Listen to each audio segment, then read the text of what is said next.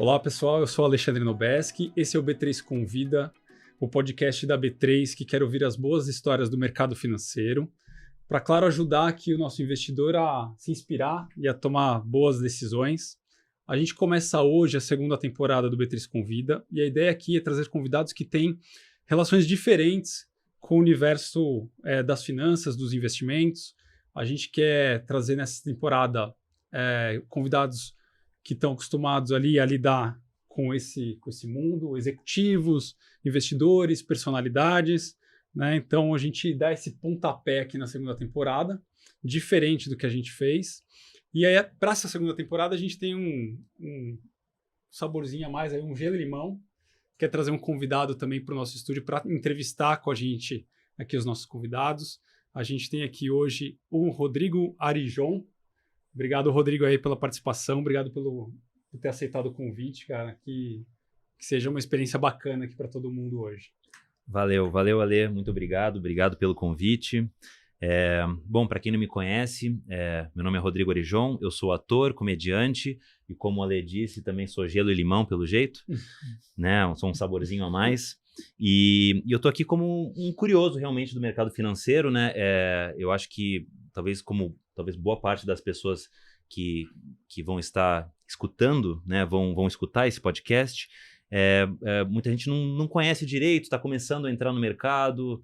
Pessoal, talvez que sempre pensa muito mais na renda fixa, e aí a B3, né, oferece uma série de produtos de renda variável, enfim, e também uma série de atividades, e inclusive de educação financeira também, né, para o pessoal conhecer. E justamente, né, a gente vai falar com várias pessoas aqui que estão familiarizadas com uma série de siglas, né? Que parece que é um mundo mágico das siglas aqui. A gente é bom nisso. Né? Que tem IPO, BDR, ETF, CEO, tem um monte de coisa. O pessoal não para de inventar essas combinações de letrinhas, né? Vai esgotar daqui a pouco. Mas é isso, né, Ale? É isso, cara. E assim, você falou num tema importante aí, CEO, né? E a gente fez a primeira temporada do B3 Convida focada demais no CEO. Isso. Bem focada. E a gente queria começar um pouquinho trazendo o espírito da primeira temporada. A gente trouxe o CEO aqui de uma empresa, mas assim, quebraram o nosso galho aqui dessa vez. O pessoal na rede social pedia bastante entrevista com esse CEO. É mesmo? Pedia, cara. Olha porque só. é isso, a gente entrevistava um monte de CEO de empresas ali listadas na bolsa e falavam, gente, quando vai chegar o CEO? Quando vai chegar esse CEO aqui? Quando vou entrevistar o CEO da B3? Então hoje a gente tem aqui o prazer de falar com o Gilson Finkelstein, CEO da B3. Obrigado, Gilson, aí pelo convite. Obrigado pelo tempo. A gente sabe que a sua agenda é tranquilinha. Você vem fácil, assim, numa boa. Achar tempo na sua agenda é tranquilo, mas deu certo, conseguimos. Legal, Ale. É prazer estar aqui contigo, Rodrigo. Ale, para mim, uma grande honra abrir aí a segunda temporada do B3 Convida. Tomara que a gente consiga falar bastante sobre a B3, sobre o mercado, sobre as siglas, né? E consiga esclarecer o máximo possível aqui dos assuntos que forem do interesse de todo mundo que está pedindo. Eu espero corresponder à altura. Tá pedindo.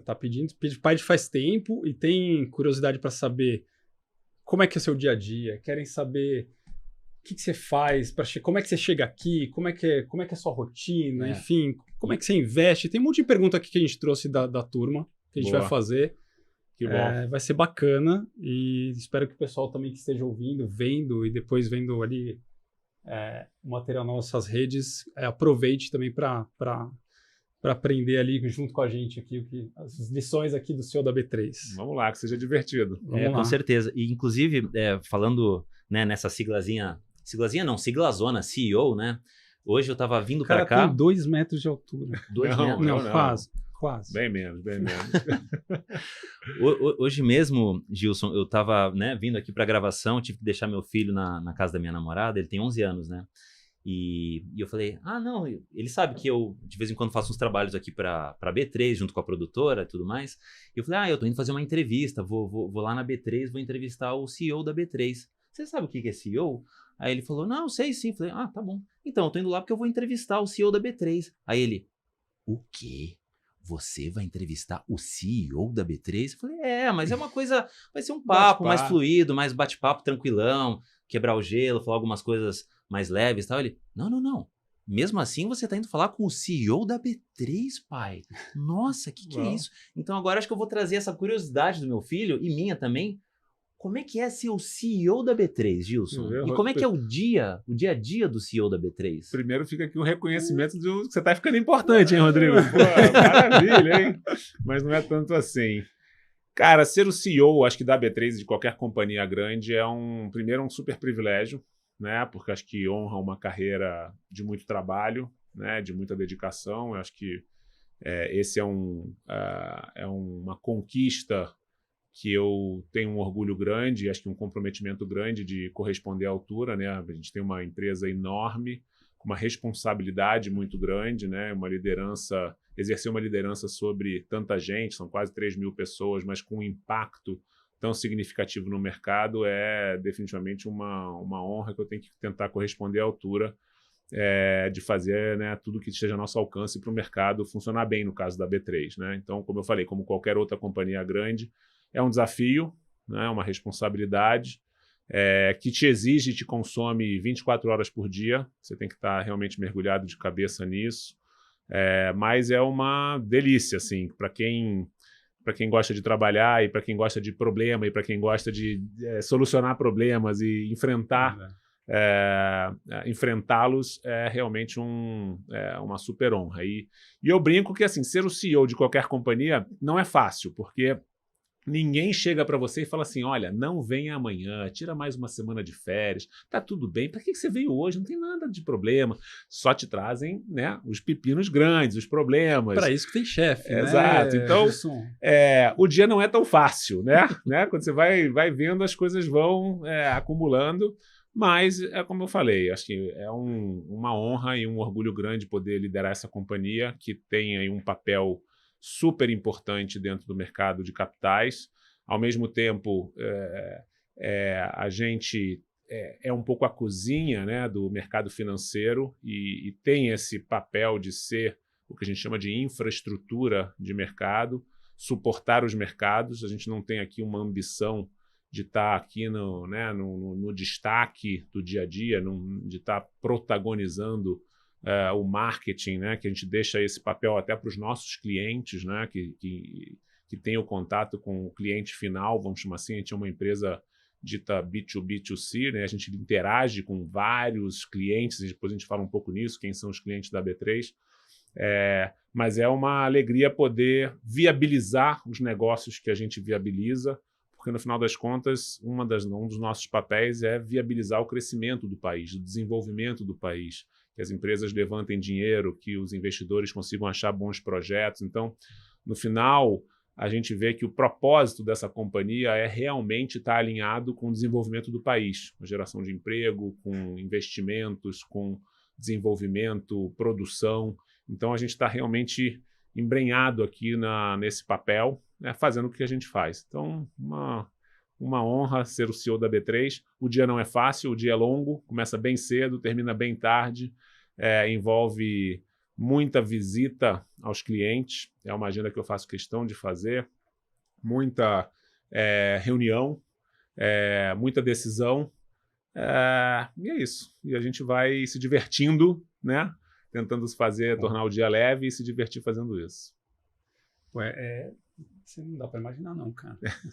O Teams ali, ó, na agenda do Teams, bicho, não tem espaço.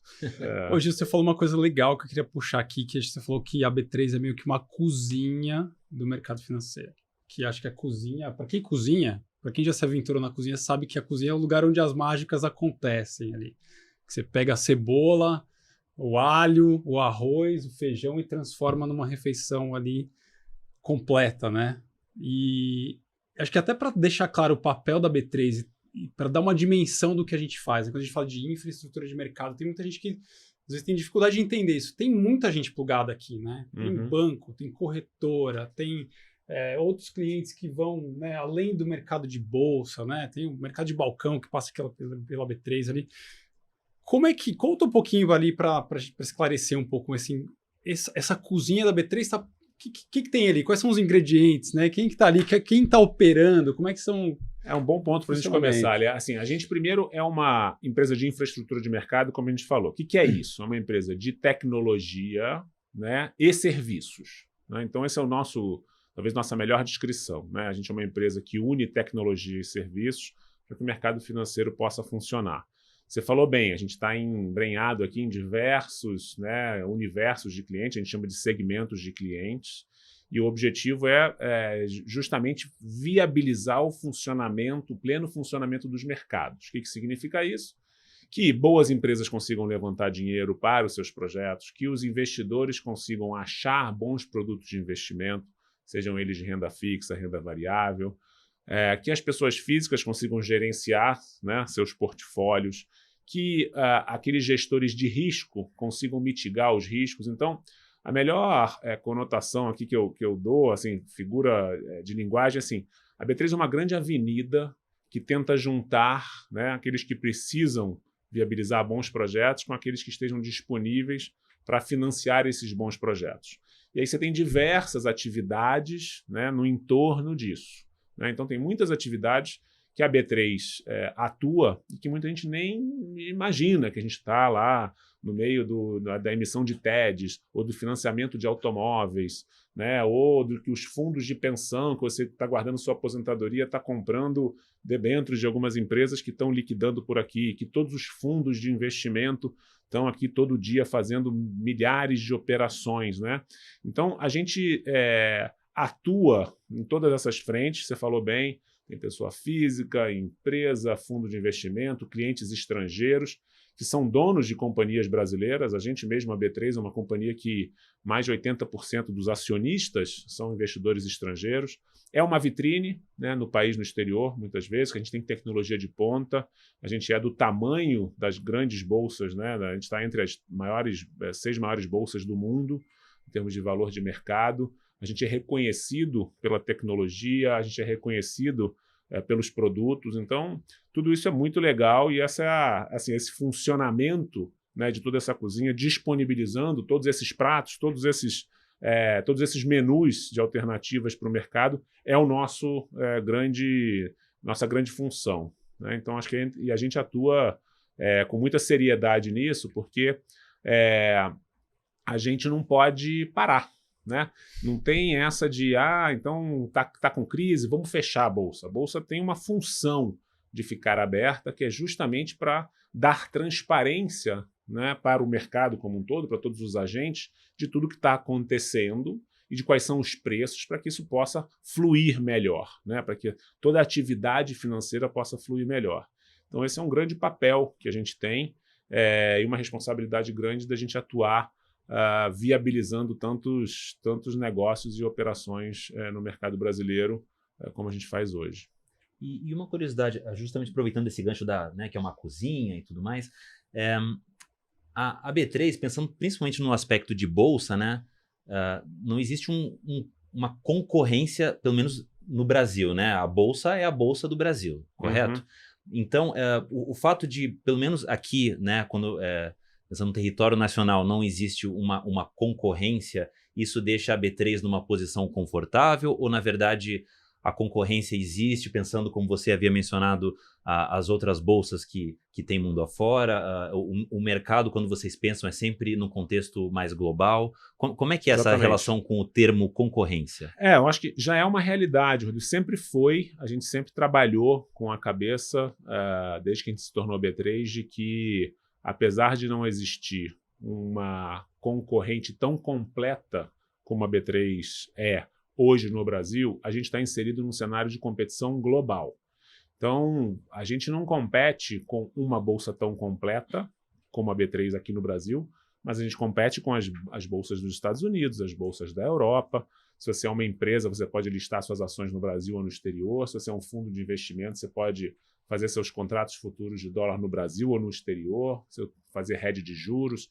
Então, assim, para todos os produtos que a gente trabalha hoje, tem algum tipo de competição ou alternativa que o investidor poderia ter em outra infraestrutura de mercado. Então, o fato de não ter ninguém tão completo não nos exime nem nos coloca em berço esplêndido. Muito pelo contrário. A gente tem aqui, acho que, a obrigação de está sempre levantando a barra e está dando um nível de serviço muito bom para os nossos clientes. E a competição, ela vamos dizer assim, em outros mercados ou de ter uma bolsa, por exemplo, no mercado de ações local, ela é uma questão de maturidade de mercado. À medida que o mercado for crescendo, vai ser natural você ter diversas ou outros negócios chegando no Brasil e complementando a oferta. Não vai ser fácil, porque a gente não vai deixar isso ser fácil. A gente tem esse mantra de tentar estar à frente do mercado, no sentido de tentar antecipar os produtos que o mercado precisa, tentar ter um nível de serviço bom. E eu acho que esse é o objetivo, né? O que nos estimula. Mas, definitivamente, a gente está inserido num mercado de competição global e isso nos dá uma responsabilidade grande de tentar sempre surpreender nossos clientes positivamente. E acho que a gente está correndo atrás para cada vez melhorar mais essa percepção por parte dos clientes. É muito legal esse ponto que você falou de bolsa, de ser a bolsa do Brasil, porque a B3 é nova, né, Gilson? Tem 5 anos, tá fazendo 5 anos, né? Uma empresa centenária, né? Porque data de 1890, a B3, né? As primeiras bolsas de ações no Brasil consolidaram. A Bolsa de Futuros, que é dos anos 80, a BMF, a CETIP, que também nasceu nos anos 80, mas todas essas empresas se juntaram em 2017, estamos fazendo 5 anos agora, em final de março de 22. É isso aí. Então a gente completa 5 anos com todo esse legado, que é muito legal, né? Porque tem praticamente boa parte da história financeira e propriamente do desenvolvimento do econômico do país, de São Paulo, tem muita história aqui. E tem muita gente ainda que tem dúvidas, Gilson. Eu queria até como você acompanha a fusão. Você já era um cara de mercado, você trabalha na área da CETIP, você acompanha muito de perto isso aqui. E acho que é legal contar um pouco sobre as mudanças que a B3 passou. Não só na entrega, né, do que mudou, que a gente vê que mudou mesmo para fora, porque tem mais gente investindo, mudou completamente a dinâmica do mercado, mas um pouco de olhar de dentro. Como é que você percebeu tudo isso depois da fusão? Muita gente ainda acha que tem o pregão, as pessoas gritando aqui, né, para fechar ali a compra, vender. Tem gente que tem essa dúvida ainda. Cena clássica, né? Ou que tá todo mundo engravatado o tempo inteiro, né? Então tem ainda alguns mitos ali sobre a bolsa que acho que é legal você falar um pouco sobre essas mudanças, porque acho que são mudanças que devem te dar um orgulho ali quando você vê, né? Não, excelente ponto. Assim, eu acho que nesses últimos 5 anos, desde que a gente se tornou o B3, né, e a mudança de nome veio, acho que também justamente para trazer essa percepção de que era algo novo com história, né? Esse era o objetivo da gente criar uma nova marca, criar uma nova empresa que carregasse todo esse legado de mais de 100 anos de atividade, carregasse principalmente as coisas boas, né, desse legado, e que a gente tivesse um olhar para o futuro, né, um olhar de desenvolvimento para o futuro. E a gente passou por uma jornada aqui, uma transformação cultural grande nos últimos 5 anos, justamente para preservar as coisas boas, como eu falei, que eram principalmente, acho que esse olhar, né, de empresa resiliente, que a gente chama, é um termo difícil, né, não é sigla, mas é um termo, né, dessa segurança operacional, dessa confiança que o mercado tem de que as coisas ali dentro funcionam. As coisas estão com a bolsa, então vai funcionar, vai liquidar, vai abrir no horário, vai fechar, vai funcionar, eu tenho confiança de mandar meu dinheiro, eu sei que as coisas vão ser bem tratadas, né? Não é um cara que ninguém conhece, que eu tenho insegurança de operar. Então essa segurança operacional era importante, com um olhar, vamos chamar assim, de cliente, né? Um olhar que o cliente tem um protagonismo, né? Uma atenção especial dentro daquilo que a gente faz, né? Que a gente estivesse preocupado com isso. O que significa isso na prática, né? Você juntar esses grandes pilares dos nossos valores, que é segurança, resiliência operacional, com o olhar no cliente, dentro de um ambiente legal, um ambiente que as pessoas possam se desenvolver, que antecipe as tendências de mercado, sejam elas de tecnologia, sejam essas de produtos, né? Dentro de um conceito, como eu falei antes, o Brasil tem um mercado de capitais relativamente sofisticado, porém um pouco atrasado quando comparado aos grandes centros, né, globais, Porém, foi um dos poucos mercados emergentes que conseguiu manter um mercado relevante de capitais, não exportou seus mercados para Nova York, para Londres. Então, a gente é um dos poucos países que tem uma relevância ainda, mesmo sendo um mercado emergente, de que as coisas no Brasil são importantes, né? O setor financeiro é importante, e que a gente viabilize isso, né? A B3 viabilize isso. Sim. Então, a gente tem uma felicidade de ter feito essa transformação cultural, de ter trabalhado desde temas como a flexibilidade no trabalho para os nossos funcionários antes da pandemia. A gente estava preparado para o trabalho remoto, então a gente está saindo aí de 2 anos de pandemia, isso já fazia parte da nossa cultura, né? Jornada flexível, trabalho híbrido, desenvolvimento de produto, quer dizer, você olhar para frente naquilo que você precisa desenvolver e tentar se antecipar às necessidades. Não é simples, não é fácil, porque lida com tecnologia, lida com todo o mercado implementar esse tipo de produto. E esse olhar, né, da inovação, da tecnologia, do que está mudando, que é o que a gente sempre está vendo em toda a parte.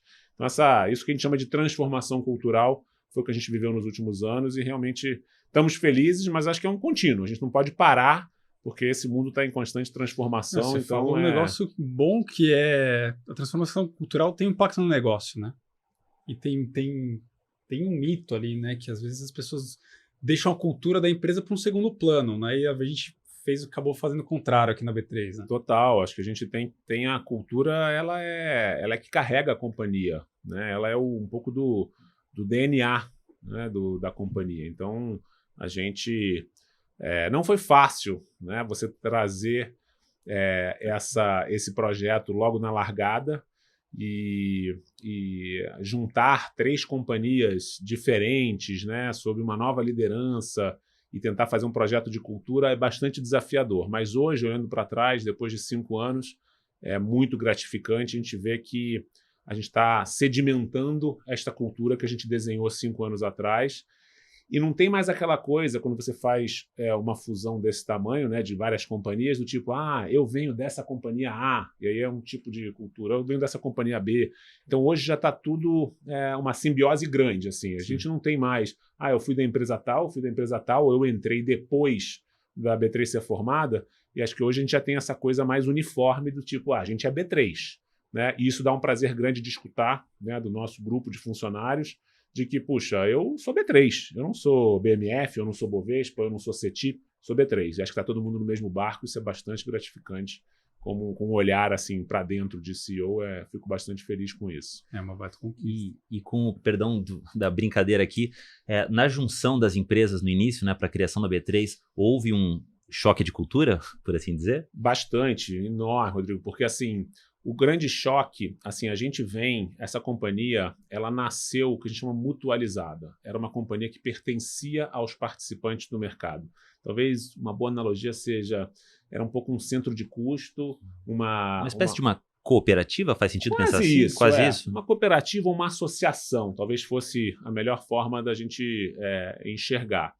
Então, essa transformação desse DNA de associação, de uma coisa um pouco mais burocrática, uma coisa do tipo do olhar mais para dentro, para uma companhia que olhasse para fora, que olhasse para o cliente, que priorizasse de acordo com o que os clientes queriam, não foi fácil.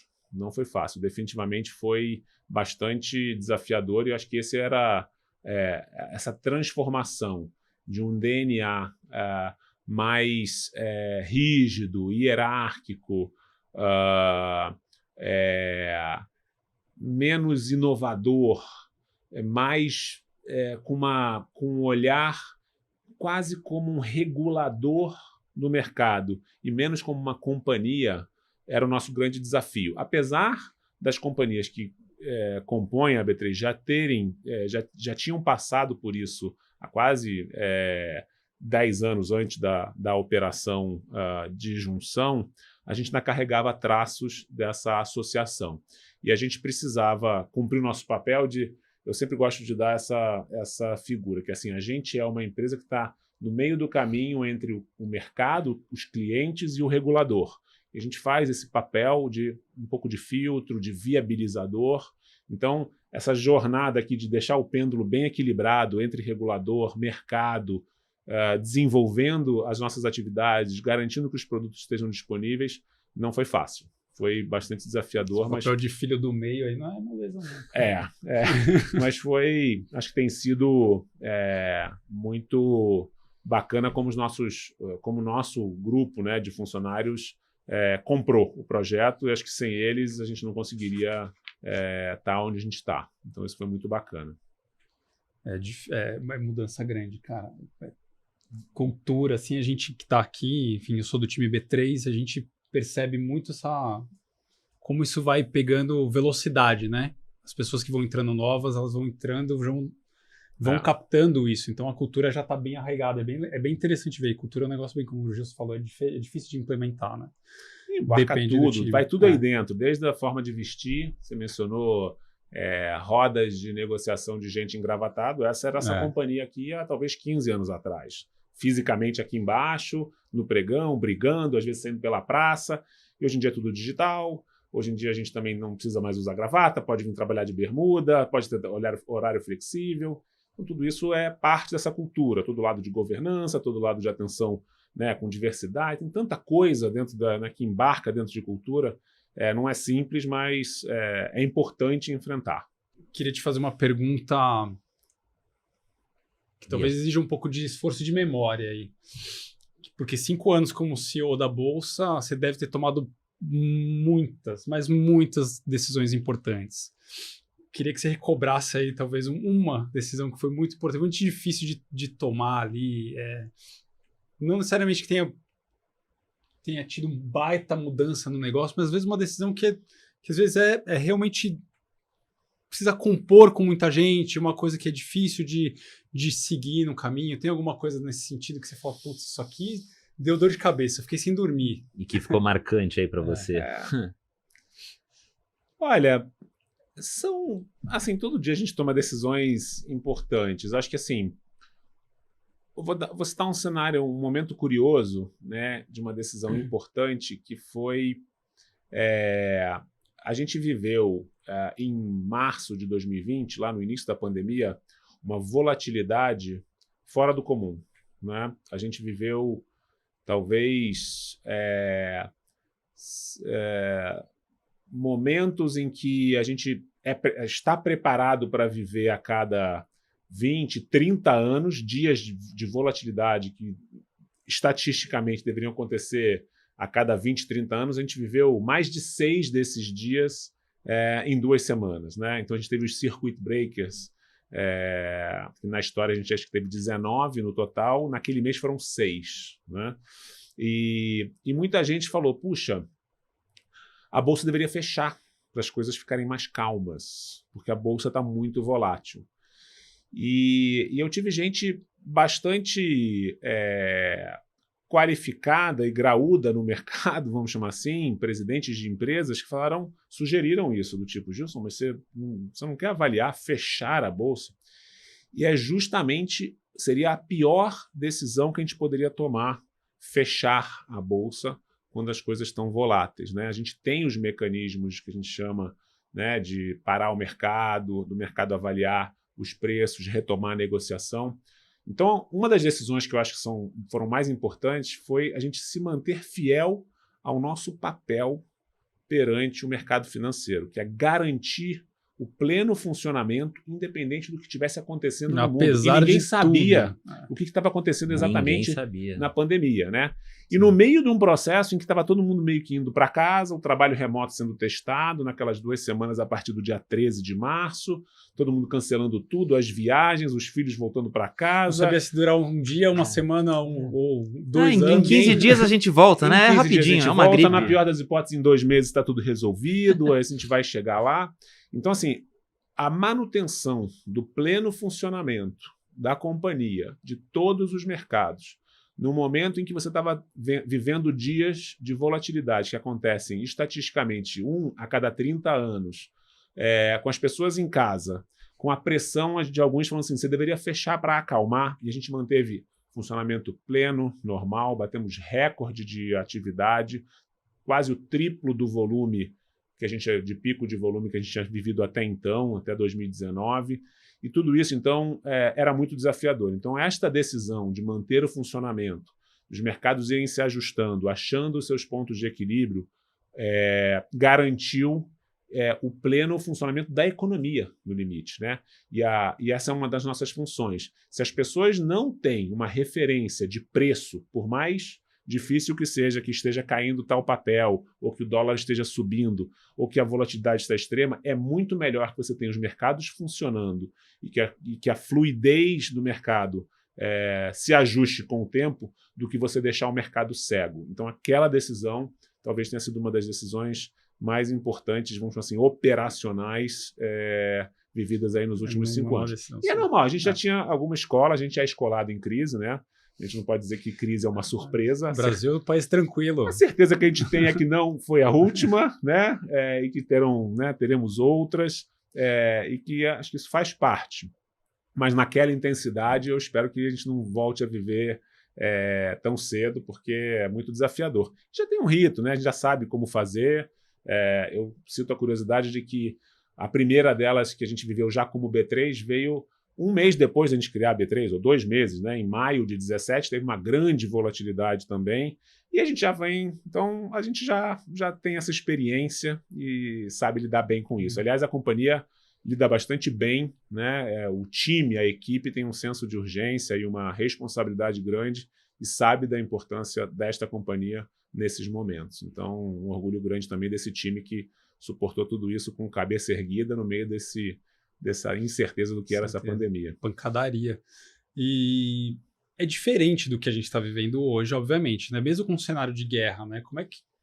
Sim, teve 2020 o caos ali, com circuit breakers, muita volatilidade, e aí o mercado meio que... 2021 foi um mercado bem... Se a gente olha para os números da B3, ele é um mercado, é um ano bem curioso, né? Com recorde de IPOs. Isso. Sim. Foram 46, se eu não me engano, com volume de captado de negócios grande.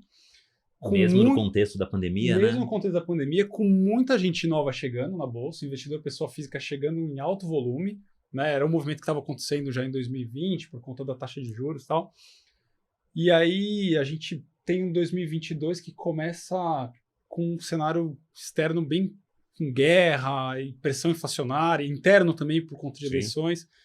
O que dá para a gente esperar aí, Gilson, de 2022? Que é um ano, assim, agenda também mais concorrida que a do Gilson, gente. De 2022. O problema é que a gente está buscando essa bola de cristal que a gente não tem para saber o que vai acontecer, como é que vai ser. Esse ano parece que ia aliviar alguma coisa e parece que complicou mais, né? Esse cenário externo aí da guerra da Rússia e da Ucrânia e essa movimentação política agora com as eleições aqui. Parece que a gente não tem muito respiro, né? Mas mesmo assim, a gente tem se surpreendido até com o movimento, né, com as consequências do cenário externo nesse ano. Mas deixa eu dar um passo para trás antes, que eu acho que é bacana mencionar. A gente viveu 2 anos, talvez justo seja dizer 3 anos de mudança de patamar no mercado de capitais no Brasil, né? Esse ciclo aí 2019-2021 foi transformacional.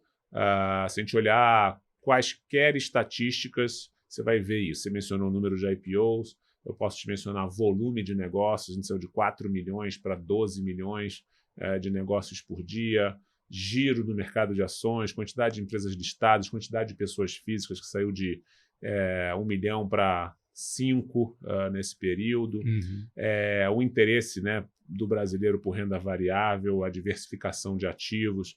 Então, realmente foi um ciclo muito bacana. Como eu falei antes, ainda assim a gente está bastante atrasado como país em relação aos mercados desenvolvidos, né? Tem diversas métricas que a gente ainda mostra que a gente ainda tem muita pista para seguir e avançar.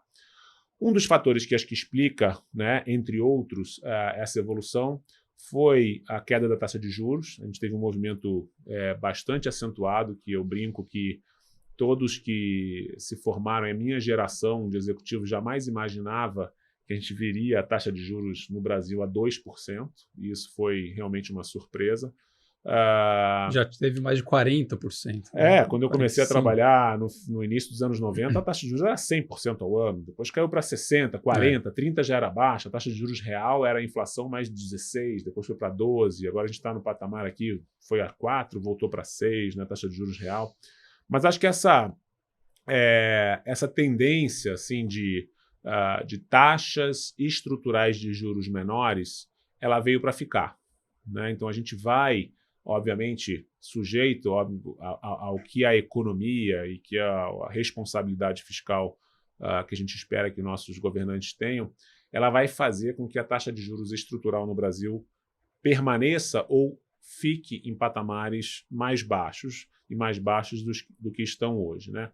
Então, essa evolução grande foi um pouco função dessa, né, mudança estrutural de taxa de juros.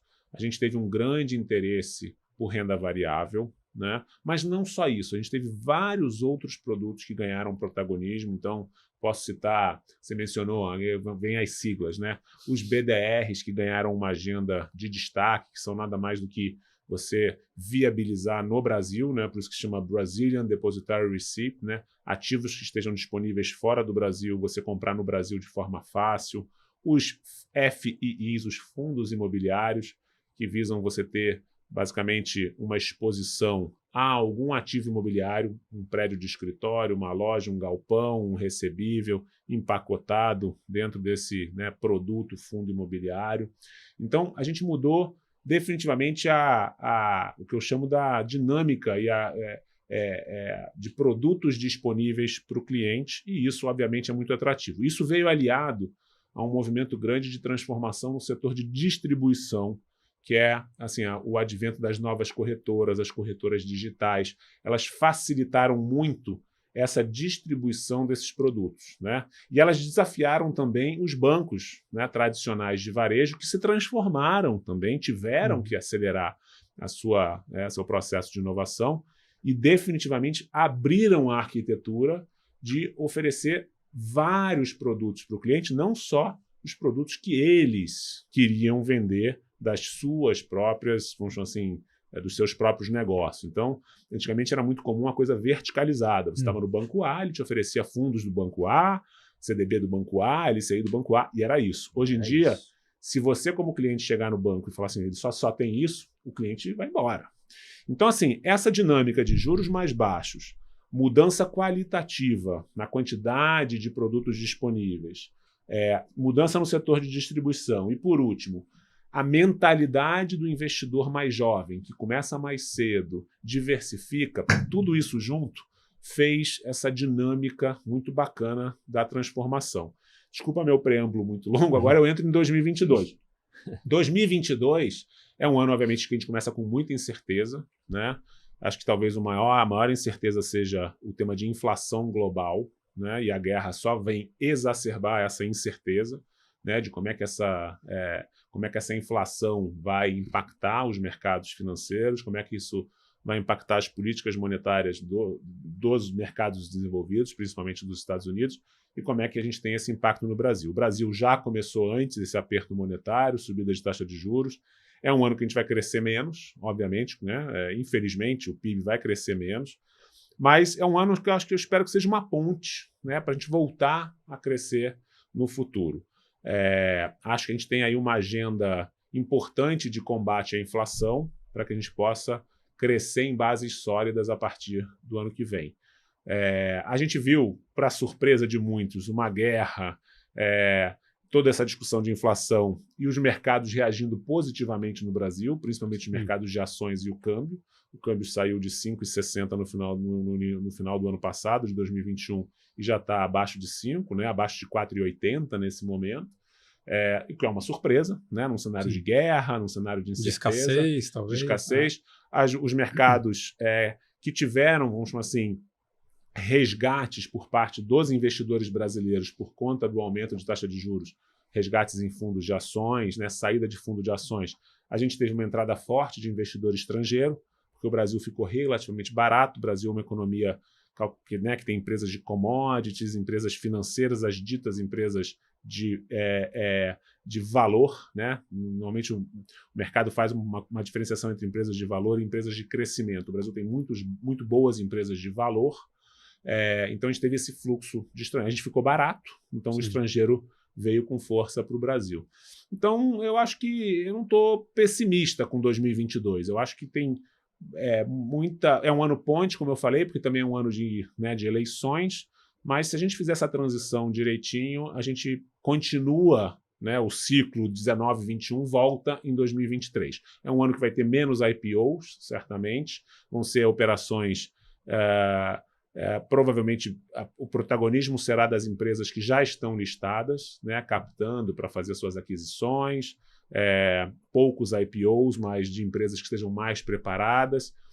Uma agenda grande no mercado de renda fixa, de captações por parte de empresas em debêntures, né, em títulos de renda fixa, uma evolução nesse mercado, a continuidade na sofisticação dos produtos, ativos internacionais. Então, eu acho que toda essa agenda continua, mas a gente volta, assim, o ângulo do crescimento, acho que volta a partir de 2023. Se tudo O correr bom bem. que tem uma base que está feita, né? Que está pronta ali, né? E o investidor, que tá ali. Ale, ele está menos arisco, acho que ele está aberto e ele entende mais, né? Eu cito uma entrevista que eu dei em 2020, que em abril de 2020 eu fui entrevistado e falou: então a agenda desse ano era de ter muitos IPOs. Você acha que vai ter muitos IPOs? Eu falei: olha, eu acho que não vai ter mais nenhum, porque a gente estava no olho do furacão. Uhum. Acabou que o segundo semestre de 2020, acho que a gente teve 30 IPOs. Então o mercado te surpreende, né, normalmente. Então eu acho que o investidor ele está mais acostumado, ou ele está mais aberto e entendendo que a dinâmica é essa. E o Brasil já passou por muitas crises, como a gente falou antes, e as empresas que estão na Bolsa e as empresas que são as grandes empresas que chegaram nesse patamar são um Brasil que compete globalmente. Então, essa é a beleza, né? O Brasil é um país tão grande que as empresas que estão na Bolsa são empresas de nível mundial. E isso diferencia. Ainda são poucas as empresas, infelizmente, acho que a gente tem esse desafio de... né, eu sempre menciono alguns benchmarks, né, você tem 8 mil empresas listadas na China, 9 mil nos Estados Unidos, só tem 400 no Brasil. É muito pouco, óbvio, a economia. Normalmente eu gosto sempre da métrica de que eles são 6, os Estados Unidos é sempre 6 vezes maior que o Brasil, 6 a 7 vezes maior em tudo. Número de veículos, renda, número de empresas.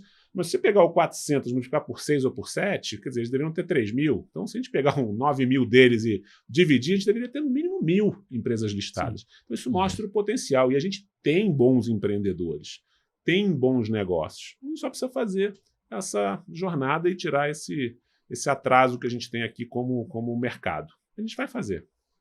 E aproveitando, você mencionou, né, que teve não só a modernização, mas o mercado mudou, como você disse, as corretoras digitais, aí os bancos tiveram que se adaptar a essa realidade, oferecer produtos que antes não fazia parte da carteira própria deles, né, dos produtos a serem ofertados.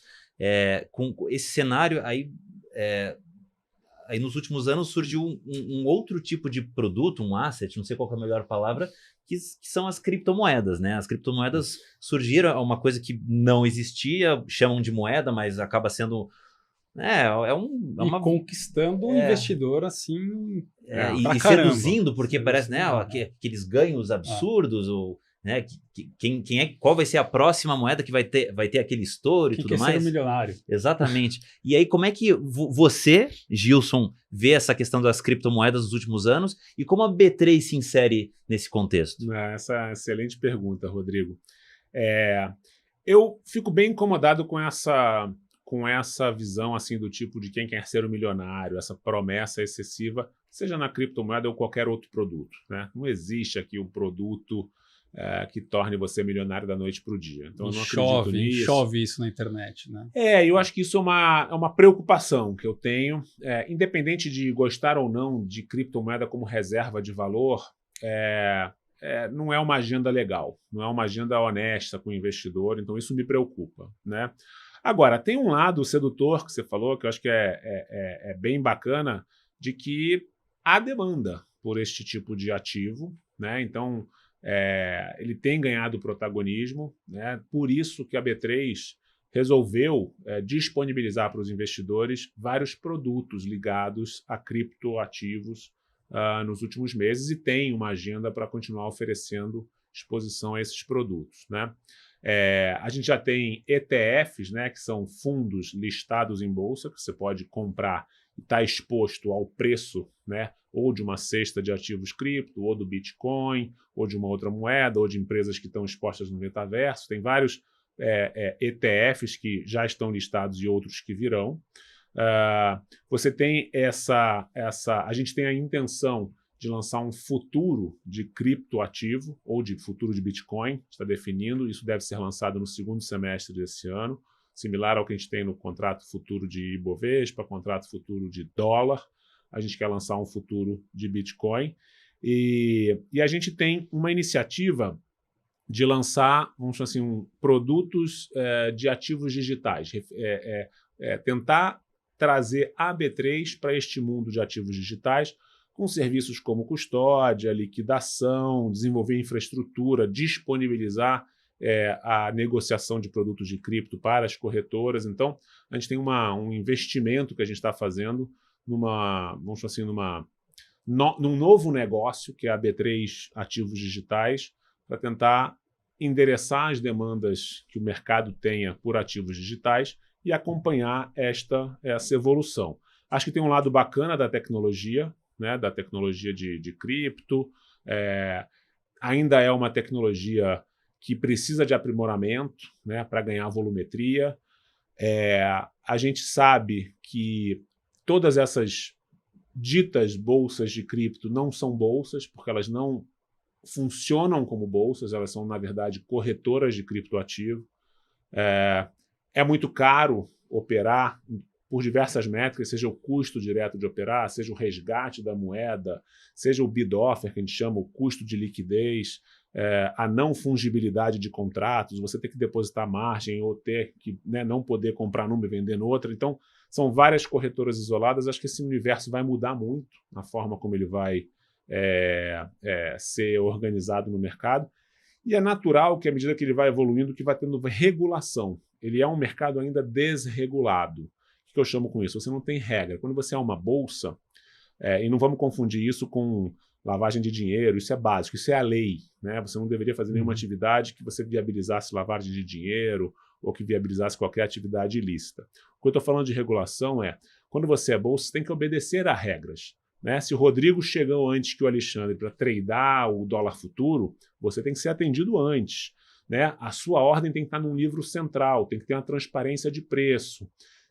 Você não pode estar sujeito a alguém não te atender se você estiver dentro desse livro central, formação de preço, divulgação de informação, dados.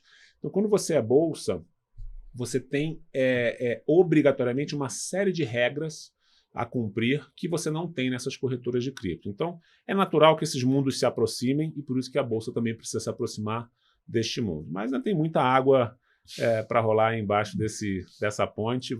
E a gente vai estar com essa agenda. É inevitável que a B3 atue, né, como infraestrutura também de criptoativos. Não é uma bolsa de cripto, não é uma bolsa de cripto.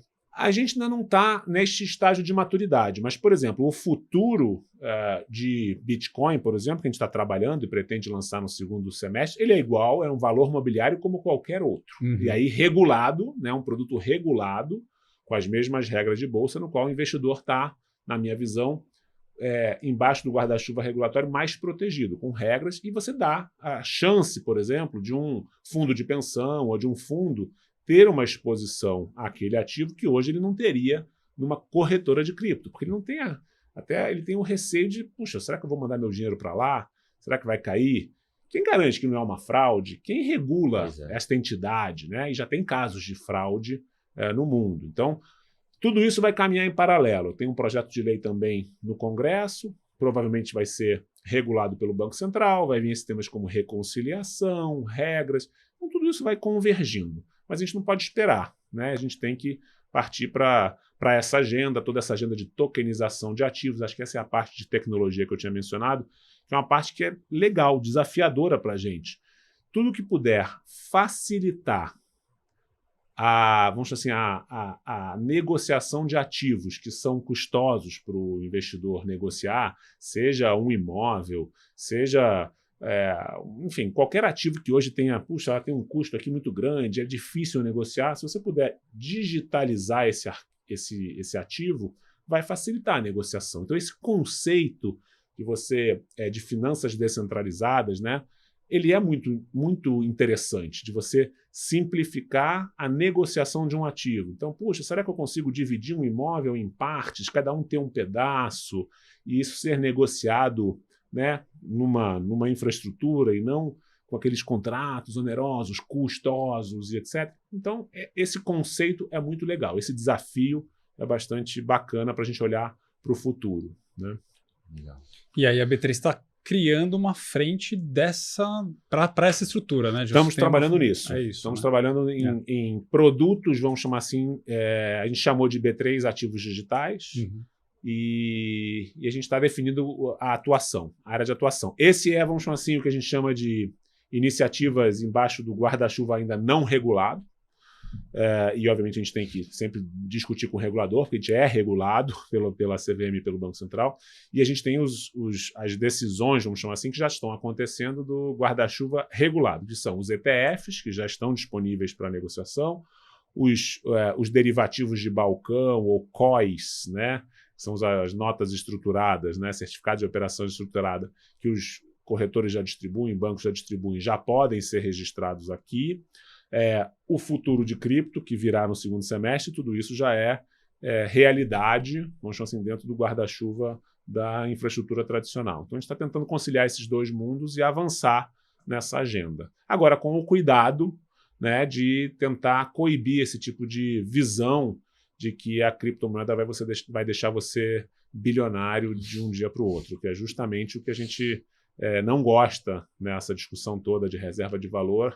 É isso, que o investidor que é o menos sofisticado caia nesse tipo de armadilha e acabe enganado, né, de que pode ficar rico nessa discussão. Com certeza, pois é. Tem que tomar cuidado, porque é até uma falta de educação financeira, né, de conseguir, eu diria farejar, mas de perceber que as coisas não funcionam assim, né, esses efeitos milagrosos, digamos assim, de um investimento assim, né? E vou engatar um outro assunto aqui, que é o tema de educação financeira, né? Que eu acho que o Rodrigo está trazendo, que é esse advento da gente ter multiplicado por quase 5 aqui o número de investidores em renda variável, nos traz um pouco dessa obrigação e preocupação. Obrigação no sentido de ajudar o investidor na jornada de educação financeira, né? Então, a gente tem um hub de educação aqui na B3, que a gente se preocupa muito em disponibilizar, é um conceito de ser uma coisa mais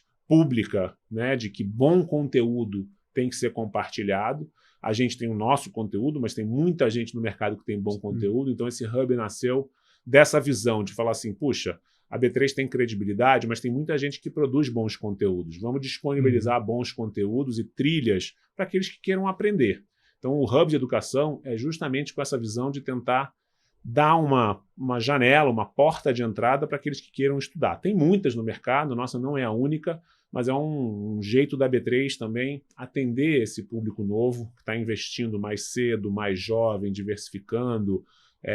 Eu brinco que nossos pais, nossos avós iam na agência bancária, só tinham aquela alternativa. Hoje em dia, tira o celular, abre uma conta digital, tem as informações, então a gente tem que ajudar os investidores nessa jornada. Então o Hub de Educação está lá para isso, justamente dele saber diferenciar e se adequar ao seu perfil, àquilo que ele quer experimentar mais. Eu acho que isso é uma obrigação nossa, assim, que a gente tem feito com bastante seriedade e vai continuar, né, investindo nesse lado de educação financeira. De graça, viu, Rodrigo?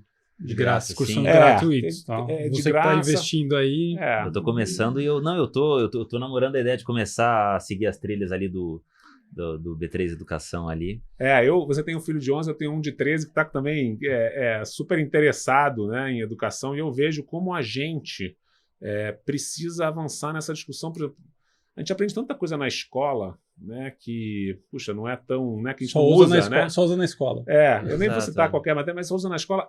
Puxa, a educação financeira é um tema tão importante, né? Então a gente tem que Pra vida, né? estimular esses jovens e dado que eles estão na internet o dia inteiro, né? Não tira eles da internet, e falar, vai estudar. Outro dia, até minha filha, que tem 11 também, igual você, perguntou, o que é o Tesouro Direto, né? Ela gostou da palavra tesouro, né? E ela falou, puxa, Ia direto? É, Melhor ainda. não, se eu vou direto pro Tesouro... Não preciso até o fim do arco-íris. Tá?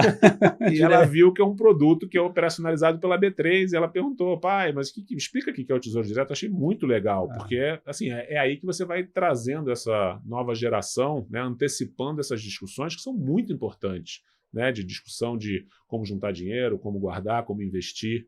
Então é muito legal que a gente tenha essa geração online e esse conteúdo disponível lá. É muito legal. Pô, você trocou um tema, eu vou entrar nesse tema aqui, cara. Tava mais pra frente, mas vou entrar. Então... Vou entrar. Vamos lá. Ele tá falando de investimento, falando da filha, 11 anos. Eu queria saber, o Gilson, quando você teve o primeiro salário ali, que você recebeu o primeiro salário, o que você fez com esse dinheiro? Já guardou? Gastou? Você fala do primeiro salário da vida, é isso? Não como CEO. Tá. O primeiro salário da vida. Primeiro salário da vida. Primeiro dinheiro que entrou na conta ali do Gilson. Olha, você já tinha essa ideia meio de já guardar? Já, como é que era? Era meio ou comemorou, dia a dia, assim, sextou, como é que foi? Então, isso mudou muito, né? Eu lembro que eu tinha uma caderneta de poupança que o meu pai abriu e eu sempre gostei muito de carros, né? Brincava com carrinho quando criança e tal. E é aquela coisa que é antiga, né, hoje em dia de falar isso, mas assim, a gente tinha sempre aquele sonho de quando você fizesse 18 anos, você ter um dinheiro para um dia poder comprar um carro, né? Então, o meu primeiro salário ele foi inteiro para essa caderneta de poupança para viabilizar a compra do meu primeiro carro, que depois, na verdade, só foi acontecer muito, muito depois até dos 18 anos, né? Mas era isso, a gente tinha pouca alternativa, né? Não necessariamente a melhor alternativa de investimento.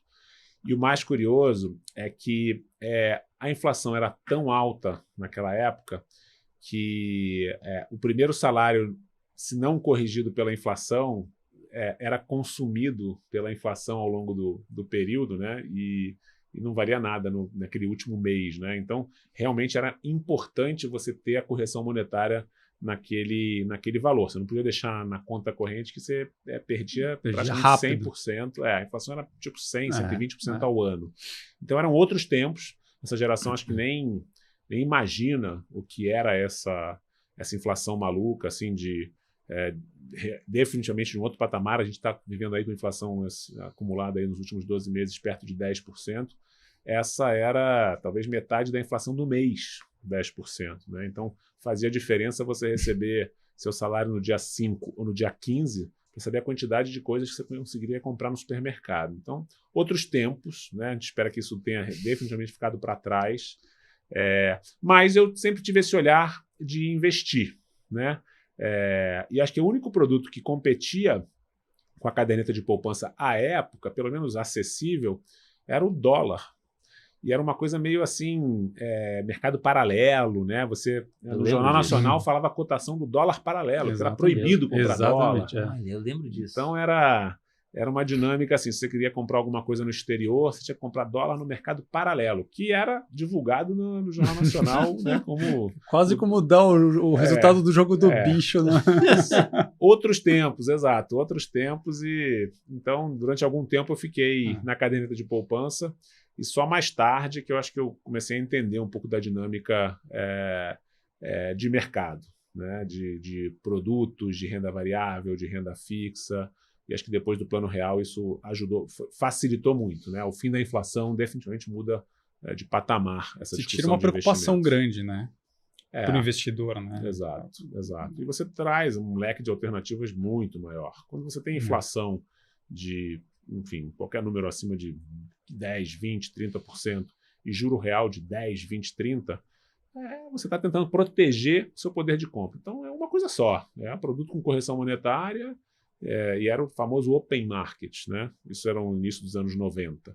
Mas isso era muito nocivo para o país, né? Quer dizer, o pobre sofre muito, perde poder de compra, e acho que isso é uma preocupação. Não à toa a gente tem Banco Central independente hoje, justamente também com este olhar de garantir poder de compra, né, e cuidar para que a inflação não volte, porque ela é muito nociva para o cidadão.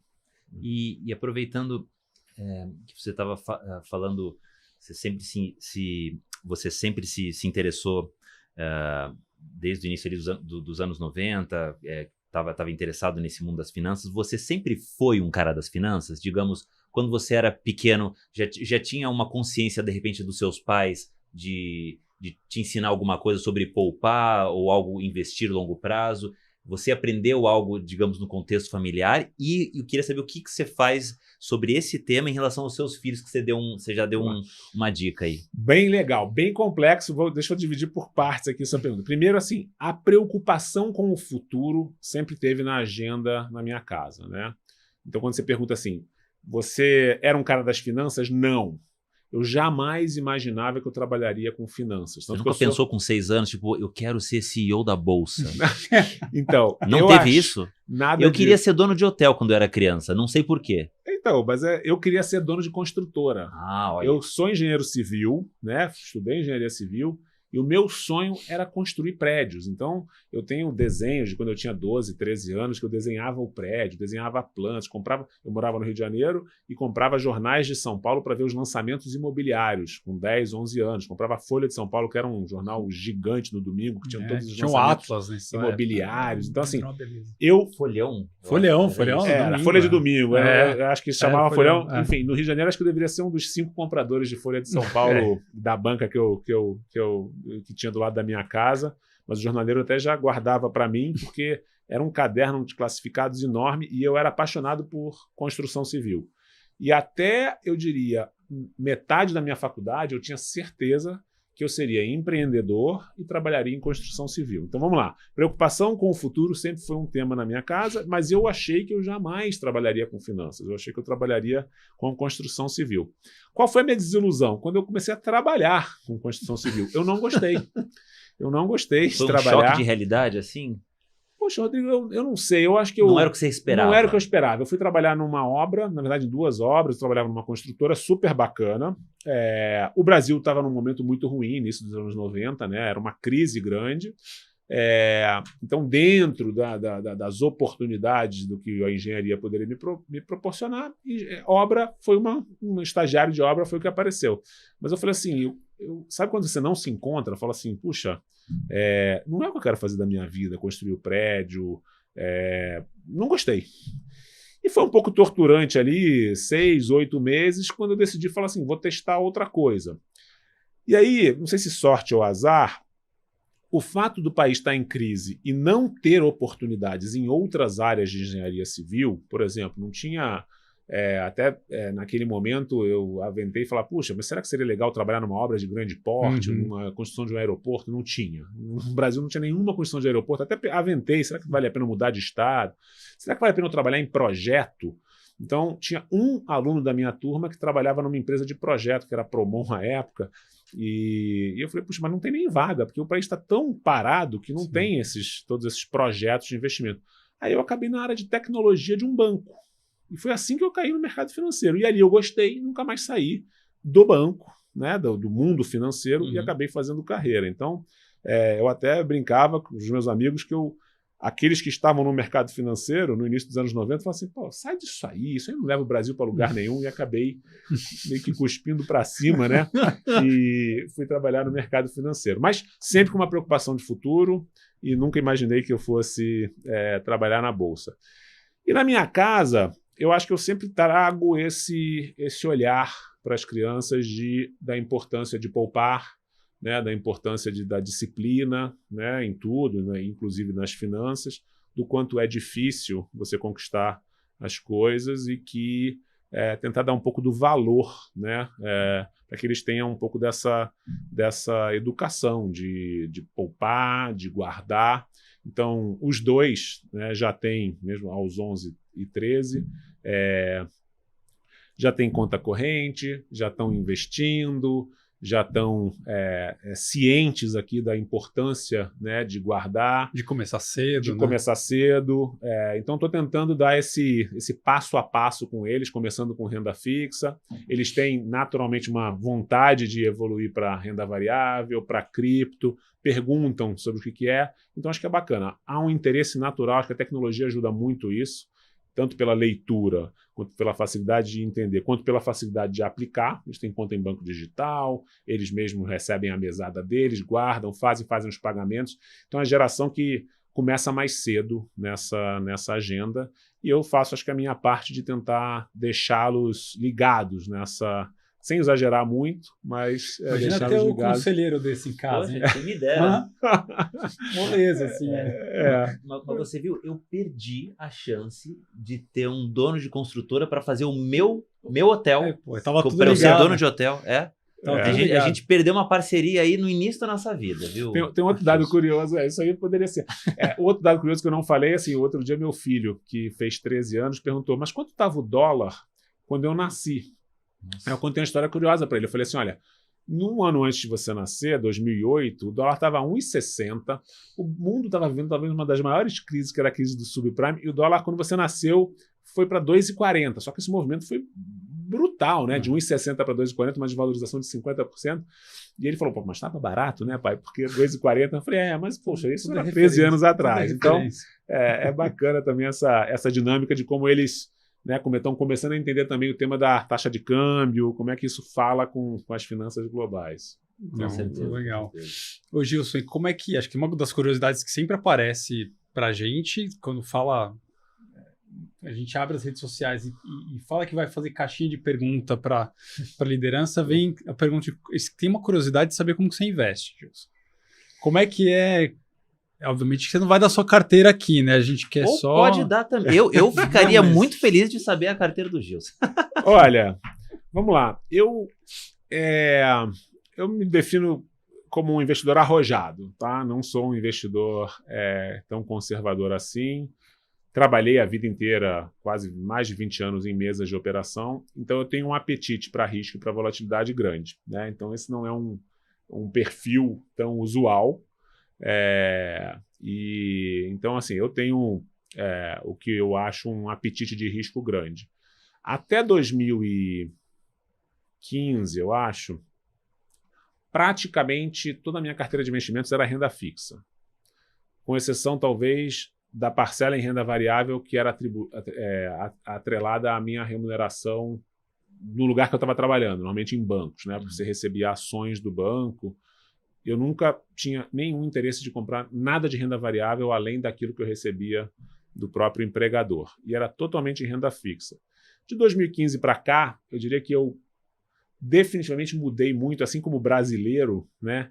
Eu diversifiquei a carteira. Hoje eu tenho um equilíbrio muito maior entre renda fixa, renda variável, fundos imobiliários, BDRs. Acho que eu tenho um portfólio bem mais balanceado e que me dá um conforto de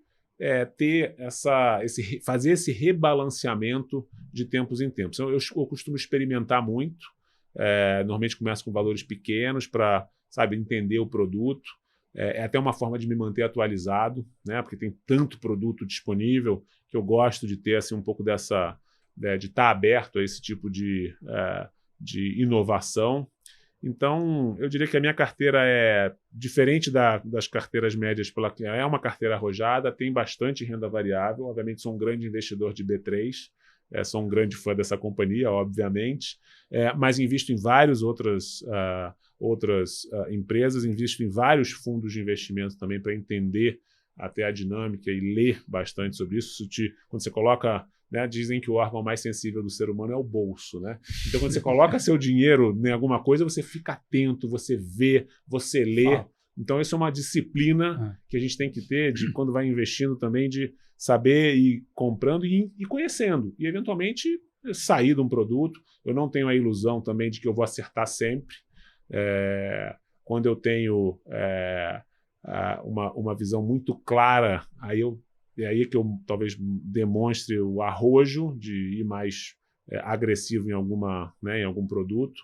Mas eu sou bem eclético, assim, bem aberto a todas as classes de ativos, principalmente depois de 2015, 2016. Até então, era muito renda fixa. E por quê? Porque o juro real era muito alto. Então, assim, definitivamente, e aí voltando à nossa conversa anterior, quando o juro real é tão alto que você não precisa fazer nada para você receber inflação mais 7, 8, 9, 10... Sem risco, não né? justifica Tranquilo. você sair, vamos chamar assim, dos produtos com liquidez, com remuneração Então, esse é vamos assim, um legado que o Brasil definitivamente tem que deixar para trás, né? Se você oferece liquidez, juro muito alto, sem correr risco, aí fica fácil para o investidor. Esse era o mundo, eu acho que até 2014, 2015, que a gente não pode voltar. Então, por isso que a minha carteira até ali era renda fixa, de lá para cá vem mudando bastante.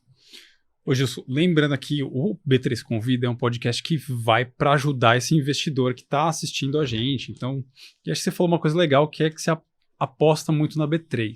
Enfim, por que o investidor deveria comprar ações da B3?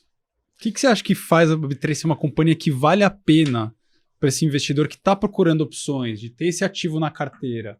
Quando ele olha para a B3 e fala, puta, tem aqui um motivo interessante para investir.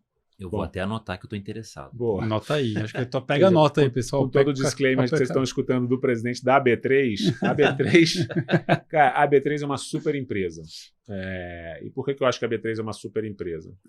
A B3 alia o que hoje a maior parte dos investidores está buscando, que é produtos e rentabilidade em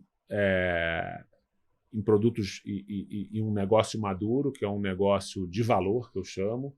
Então, negócios que são rentáveis, que têm importância para o mercado, que já se provaram eficientes. Então, tem uma solidez nos seus, né, na sua oferta, com potencial de muito crescimento. Nem todo negócio tem essa beleza de ter um negócio muito sólido com muito potencial de crescimento.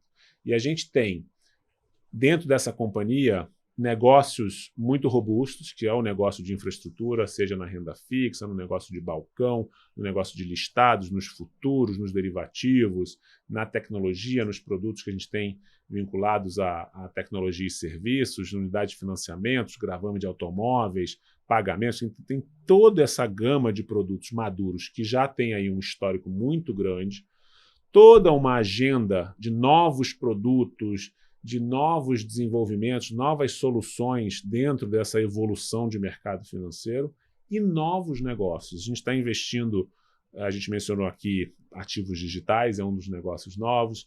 A gente fez uma aquisição recente de uma empresa chamada Nelway, quer dizer, é um braço de dados que a gente quer criar, de analytics, né, um negócio de como monetizar os dados, como os nossos clientes podem utilizar a informação para fazer mais negócios, ou para minimizar fraude, ou para aprovar crédito. Então, a gente quer criar um negócio de dados.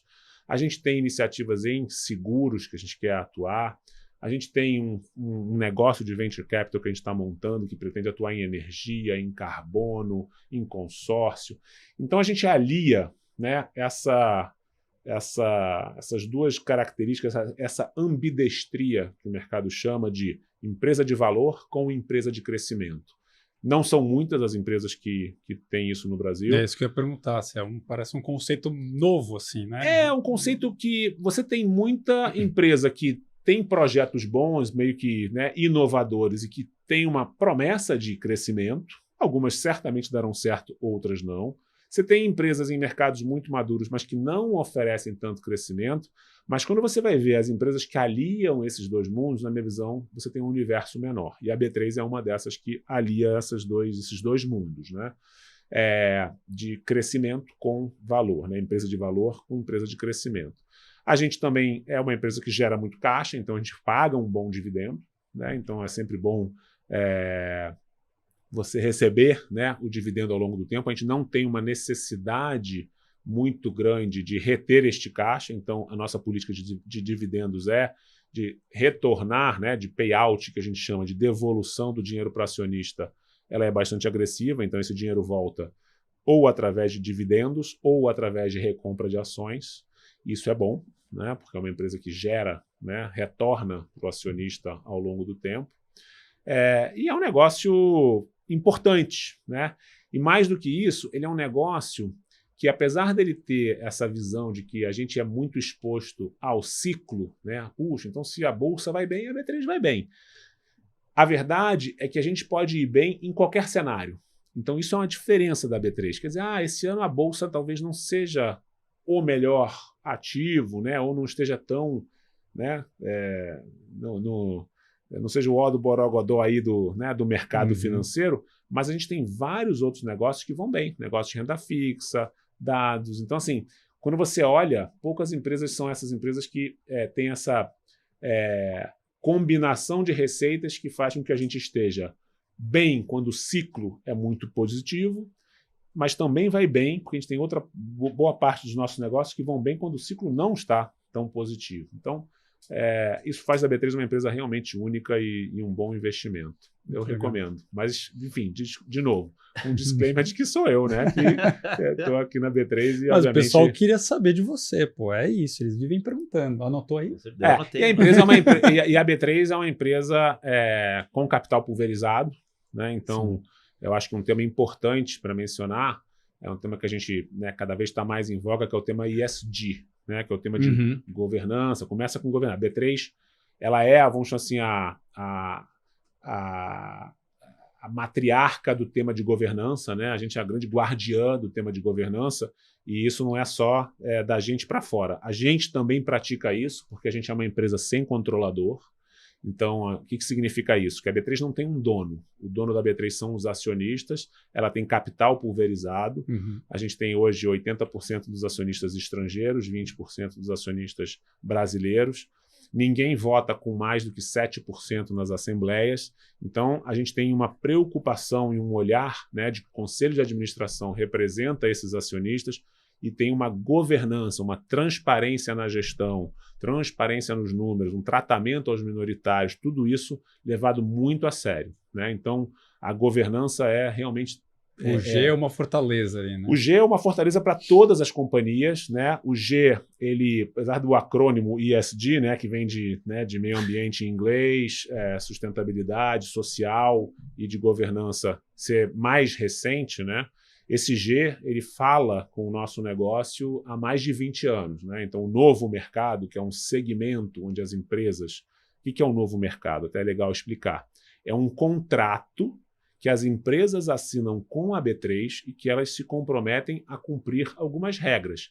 Ele não é a lei, ele é um contrato entre a B3, que rege, vamos chamar assim, esse segmento, que a gente chama de novo mercado, e as obrigações que estas empresas aceitam cumprir. Então, um compromisso, né? É um compromisso das empresas assinado com a B3. E a B3, vamos chamar assim, ela é o meio de campo, de novo, entre o mercado, as empresas e os acionistas. Então, isso data lá do início dos anos 2000. E ele vem sendo aprimorado de falar o seguinte, olha, a empresa tem que ter um comitê de auditoria, muitas vezes ela tem um controlador, ela tem um dono, mas uma vez que ele tenha sócios, ele tem que cumprir regras, tem que tratar os minoritários, tem que divulgar, tem que ter comitê de auditoria. Então, tudo isso é o G, que é um mantra para nós, né? A gente tem um grande orgulho de ter esse legado aqui do novo mercado.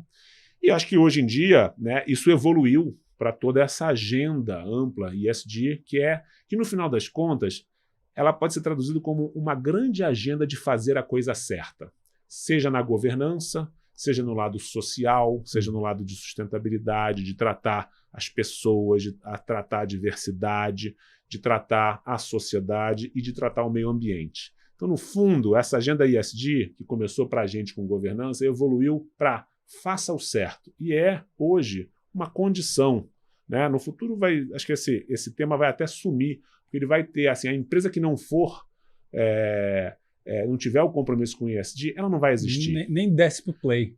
Não desce para o play. Não existe, não tem como existir. Ela vai, assim, o consumidor vai falar assim, eu não quero consumir nada dessa empresa, né? Então, esse é um compromisso que a gente tem super sério, para dentro, para fora, com as nossas pessoas, que a gente tem que cada vez mais tratar e, enfim, que a gente tem aí um olhar super cuidadoso para isso. Pô, bem legal, né? Muito. E... Agenda ESG é um tema que tem muita gente falando que é fim de festa no Brasil. É mesmo? Esse eu não tinha ouvido. Tem, mas eu acho que estão com uma leitura aí, acho que um pouco... Tá estranho isso aí. Não, acho que a gente tem aí um pouco dessa... Veja, o Brasil ele tem grandes diferenciais, mas a gente às vezes paga um preço por coisas, né? Acho que a gente tem uma imagem no exterior ruim, ou pelo menos a gente, né, acaba pagando um preço de uma imagem ruim, por conta de poucas coisas ruins que a gente tem que coibir. Então, esse tema de Amazônia, desmatamento ilegal, é um negócio que a gente precisa enfrentar de frente, né? É um tema urgente, esse tema do meio ambiente.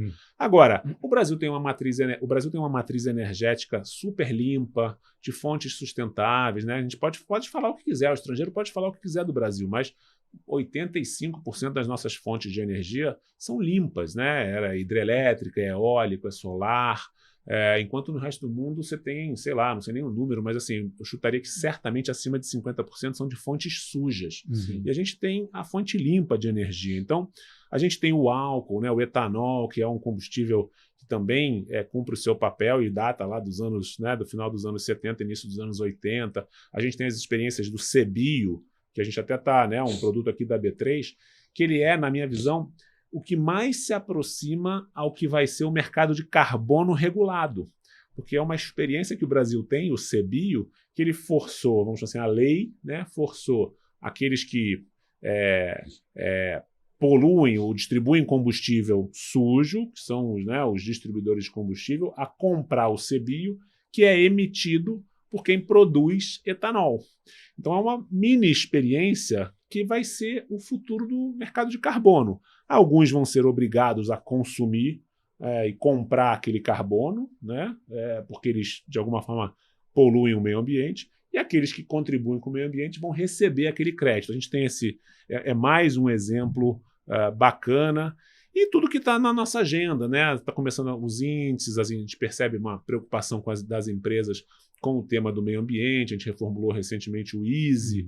Pô, a gente nunca teve tanto interessado nessa agenda. É um selo, né, para a empresa participar do ESG, desses índices de sustentabilidade. A gente mesmo emitiu como companhia uma dívida com compromissos, né, sociais de mulheres em liderança e de fazer um índice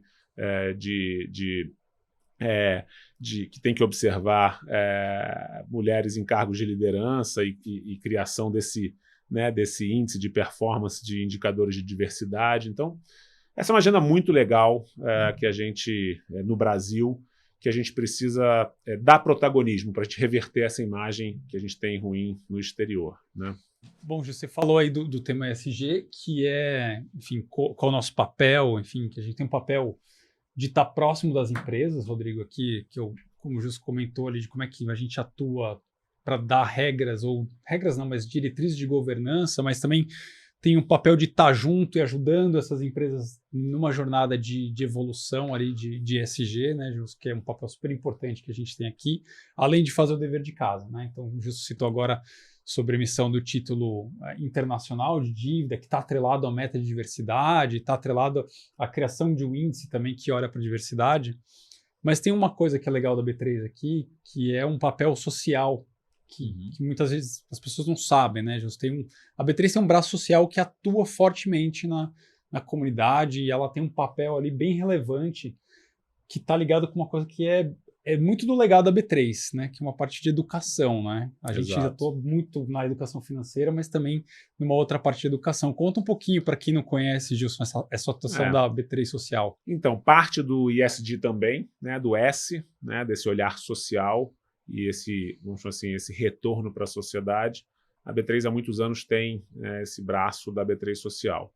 Foi reformulado também depois da criação da B3, com o objetivo de justamente atuar mais voltado à educação, né, que fala com a atividade da B3, como a gente conversou bastante ao longo desse papo, e também educação básica, pública, e a ideia é que a gente seja um alocador de recursos em bons projetos, né? A gente não quer ter um projeto social nosso para explorar a nossa marca ou fazer um marketing. A gente quer apoiar aqueles bons projetos para justamente terem maior produtividade e impactar um maior número de pessoas. Então, esse é o princípio básico da B3 Social.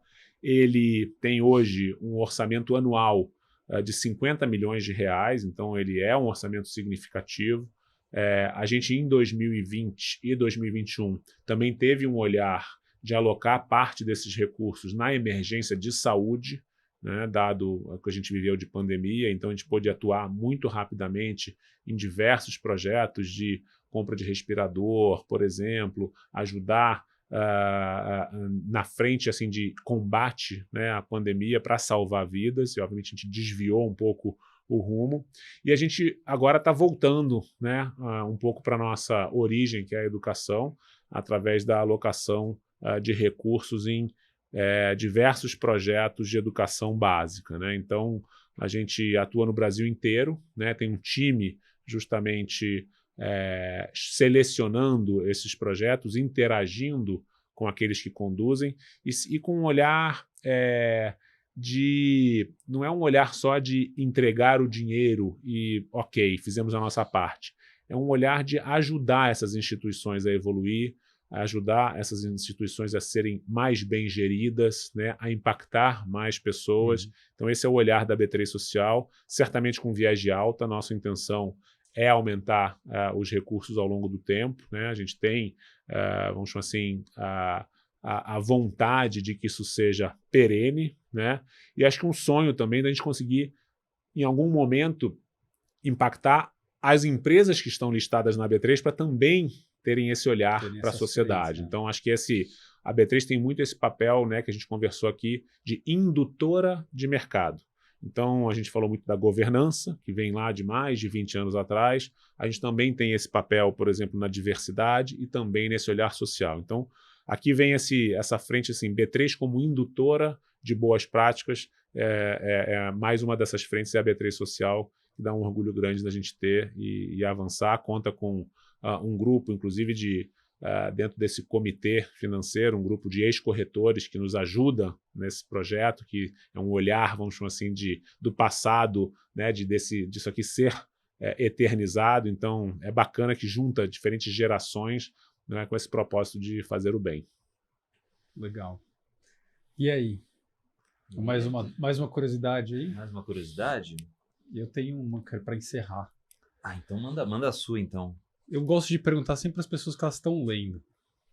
Eu sempre gosto de saber o que elas estão lendo. Assim, eu tenho uma curiosidade. Assim, eu vejo alguém carregando um livro, eu já vou lá e deixa eu ver.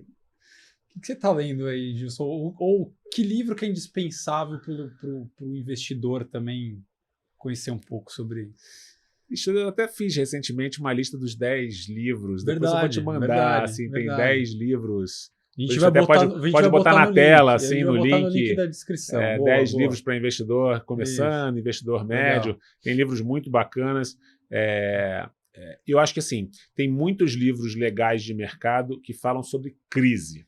Na crise, você aprende muito, e muito mais de quando as coisas vão bem, né? Então, essa lição vale para tudo. Vale para a vida profissional e vale para a leitura também. Não à toa, eu estou lendo um livro de crise, né? No caso, um livro da crise, né? Falando sobre a Odebrecht, né? Que durante a crise passou por maus bocados, então estou lendo esse. Leio normalmente muitas biografias também, então até comprei novos livros de biografias para ler. Então, assim, eu sempre revezo um livro assim, meio que de mercado e um livro um pouco mais light. Eu gosto muito de histórias. Ficção. Não ficção. Não sou um grande fã de ficção. Um romance, uma história policial, não pega muito, Gilson. Não, eu gosto mais, assim, se você perguntar série, né, um policial, mas que também obviamente ficção, mas fala sobre um tema real de Oriente Médio. Eu gosto de uma série chamada Fauda, que fala sobre conflito no Oriente Médio e tal. Então, nesse sentido, eu gosto de ficção, mas não, assim, de Guerra nas Estrelas é um pouco demais para mim, né? Então, eu gosto muito de biografia. Sugiro normalmente livros e de crise, que eu acho que crise traz muita cicatriz, traz muito aprendizado, né? Quando as coisas vão bem, até dei os exemplos lá dos circuit breakers que a gente conversou aqui. A crise ensina muito, né? Eu costumo dizer que você se torna experiente justamente quando você passa por várias crises e vai lembrando as coisas erradas que você fez, né? Isso vai dando cicatriz. Normalmente, a pessoa bem-sucedida vai esquecendo as coisas, as várias vitórias, que são mais do que derrotas, ao longo da carreira. Mas a crise, ou aquela coisa que você fez errado, para não falar o termo, né? Quando você faz aquela coisa errada, você nunca vai esquecer. Aquela lambança. Então, O erro é o maior dos aprendizados, eu acho. Exato. Né? É isso aí, falou tudo, Rodrigo. O erro é definitivo. Você vai lembrar para sempre e é importante que você lembre, porque aquela cicatriz torna você experiente, né? Muito bom, gente. Vamos encerrando. Vamos nessa. Já a gente conversou bem, foi bem legal, foi divertido. Gilson, obrigado aí pelo tempo de novo, mas acho que a gente se divertiu aqui, aprendeu muita coisa legal. Espero que quem está ouvindo a gente, vendo a gente nas redes sociais também curta bastante esse podcast. É um podcast que marca os 5 anos da B3, marca também o lançamento da segunda temporada do B3 Convida, como a gente falou no começo. Vem mais novidade por aí, gente. Obrigado, Gilson. Obrigado, Rodrigo. Hein? Valeu. Obrigado a vocês. Obrigado, Ale, Gilson. Foi um prazer. Valeu. Prazer todo meu, Ale, Rodrigo. Obrigado pela companhia. Espero que essa segunda temporada seja um sucesso. Obrigado pelo convite. Grande abraço. Valeu. Muito bom. Boa.